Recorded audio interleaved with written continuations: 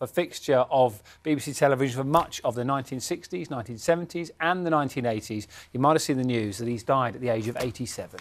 He presented Grandstand, the Sports Review of the Year and the magazine programme Nationwide. He proved a natural fit when the BBC launched its new morning programme, remember it? Breakfast Time in 1983. Daniela Ralph looks back on his life and career.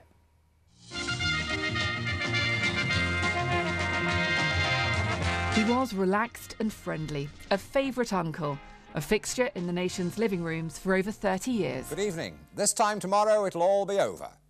Will the Grand National throw up yet another moment of drama to be written into the history of the greatest steeplechases of them all?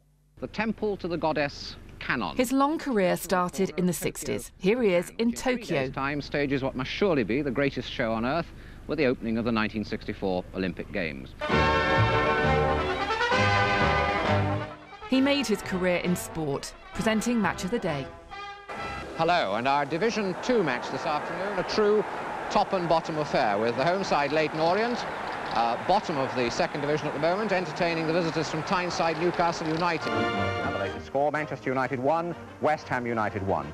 In time, he graduated to presenting the BBC's live sports flagship Grandstand on a Saturday afternoon, where his ability to remain calm, whatever came his way, was especially valuable. Thank you very much indeed. Well, thank you. I'm losing control of this programme. He always seemed to have a twinkle in his eye. Here he is with Miss World. But I'm quite improperly dressed. Everybody here is wearing a black tie and I'm in a lounge suit. Even the cameramen are better dressed than I am.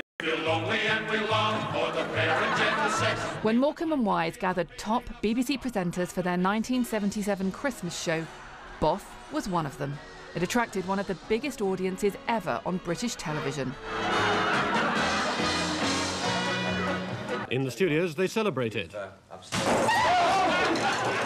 And when the BBC won the race to launch breakfast television, all winning smiles and casual jumpers, It's 6:30, Monday, he was the obvious choice to front it. You're watching the first edition. A consummate live broadcaster, loved, known and respected by everyone, which just made the News of the World's revelation in May 1988 an even greater bombshell. Frank, the family man, sober and serene, respectable and upright, turned out to be anything but.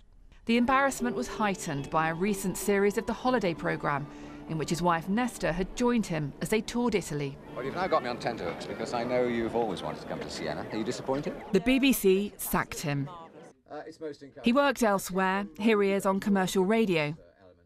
And they invited him back to the Beeb to reminisce about the 1970s. And then it was a time, that decade, when you could get people to say, wow, look at that, you know, because suddenly we had colour. I mean, can you imagine black and white? And people said, wow, colour. But Frank Bough, the BBC frontman, became a distant memory.